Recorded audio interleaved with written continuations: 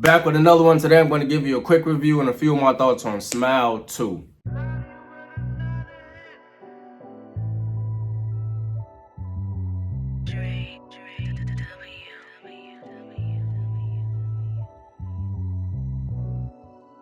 Smile 2 is directed and written by Parker Finn, who also directed Laura Hasn't Slept, which came out in 2020. He directed the first Smile movie, which came out in 2022. So the horror thriller genre is the lane that he's in, and with the success of the first Smile movie, he now returns to give us Smile 2.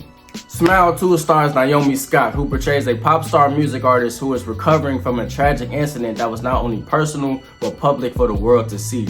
She slowly begins to suspect that she is being targeted by the same entity that we were introduced to in the first film, which threatens to end her career and her life. I liked how Smile 2 kept a sense of continuity, so it picks up 6 days after where the first one left off, so we see certain people, certain things, we get that familiarity right from the jump. And the beginning sequence is full of action and intensity. It'll definitely catch your attention, so the movie starts off pretty strong, so bravo. I liked how Smile 2 successfully found a way to up the stakes this time around. In the first Smile, our main focus was a therapist. This time our main focus is a popular music artist. She's training for shows, she's on tour, she's doing meet and greets, she's a public figure. So you can only imagine the perplexity of trying to execute something correctly while trying not to lose your mind because of hallucinations.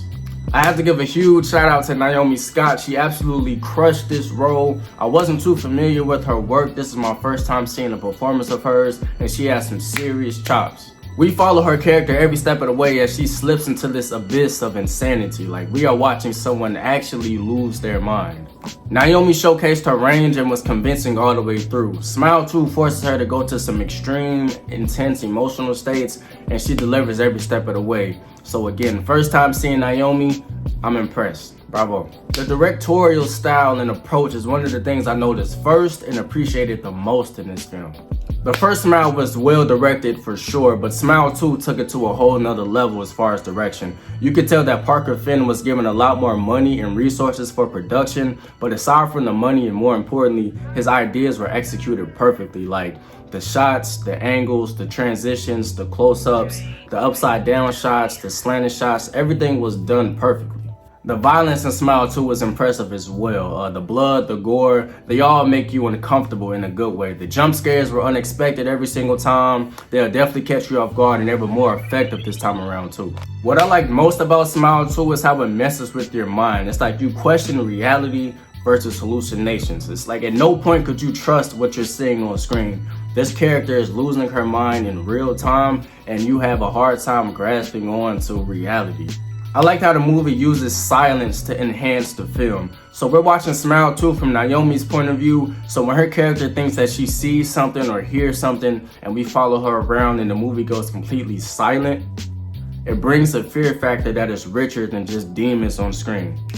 I don't really have any bad things to say about Smile 2. For my factual opinion, I would probably just say maybe shed the fat a little bit. There were a few scenes in there that I felt didn't really add anything to the film. Overall, there's no major issue. Like, it's a 2+ hour movie and the movie didn't drag at all. It was great pacing. So yeah, maybe just cut down the fat just a little bit. And yeah, I don't really have too many bad things to say about this movie. Like, this is what a sequel looks like. This is what it's supposed to look like. Make the second one better than the first one. This is what it's supposed to look like, Joker 2. If I had to rate and categorize Smile 2, I would probably give it an 8 out of 10 and put it in a rewatchers club. I would definitely watch this movie again. It's pretty good all the way through. 8 out of 10. The second one was better than the first one. Great acting from Naomi Scott. My first time seeing her, as I mentioned before, and I'm impressed. Like, Smile 2 is pretty good. I'm not mad at this movie at all. And I liked how this movie ended. While I was watching it, I was thinking it'd be cool if they ended it with this one thing, and they ended up doing that one thing. So it was cool to see that. They could definitely make a 3 based on how 2 ended, maybe to pick up 4 days after where the first one left off. Who knows? I'm not sure if they should do it though. You got 2 solid movies. You might want to consider stopping while you're ahead. Unless you got something of substance to bring to the third movie, you might want to just leave it alone. You don't want to end up like Joker 2. And for my fun fact, if you didn't know by now, Ray Nicholson, which is Jack Nicholson's son, is in this movie. He doesn't have a major role, but his character is effective. You can tell that they're paying homage to Jack Nicholson's character in the movie The Shining. Yup, and those are my thoughts on Smile 2. If you've seen it, let me know in the comments what you thought about the movie. As always, thanks for supporting me. Thanks for watching. Please don't forget to like and subscribe, and I will see you on the next one.